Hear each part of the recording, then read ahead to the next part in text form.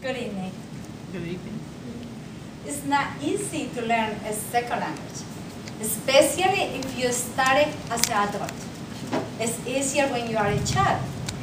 And also, for others, it's not easy to understand people who doesn't speak English very well.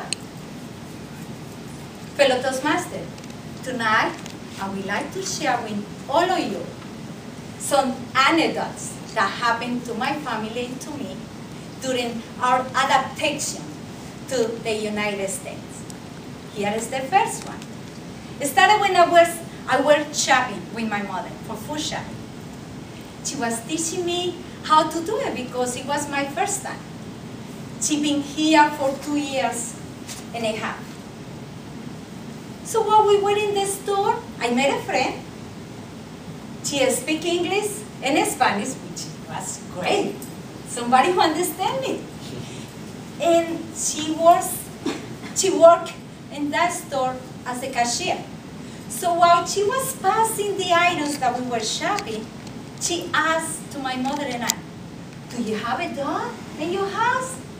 Immediately we said, "No, why?" She said, "Look, these cookies are for dogs.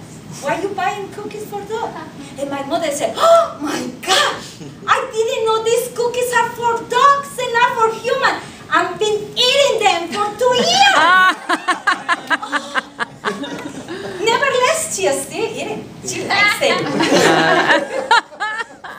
We can do anything. Okay, the second anecdote happened to me when I went to a doctor's office. It was a chiropractic. I went for therapy. And the doctor was complaining, "Oh, I've been here all day long. I haven't seen the sun outside. How's the weather?" He asked me.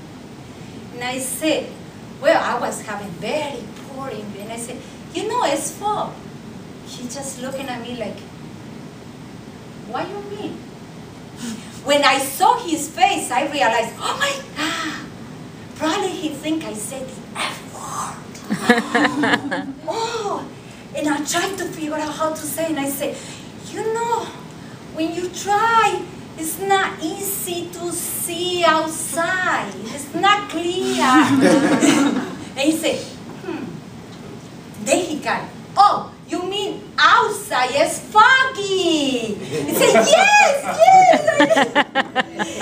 And we laughed together, and I had to apologize for mispronouncing that word. I won't do it again. Okay, this one happened to my sister when she was lost in Manhattan, New York City. By that time when she was lost, there were no cell phones, no GPS. Now we depend so much on that. And she didn't speak English very well to find somebody to help her to going back to New Jersey. So she called me from the paper. "Lily, I'm lost. I took the wrong bridge and I'm ending in Manhattan. How can I go back? Come for me." And I said, "Okay, where are you?" He said, "That's the problem. I don't know." And I said, "Well, okay, don't worry.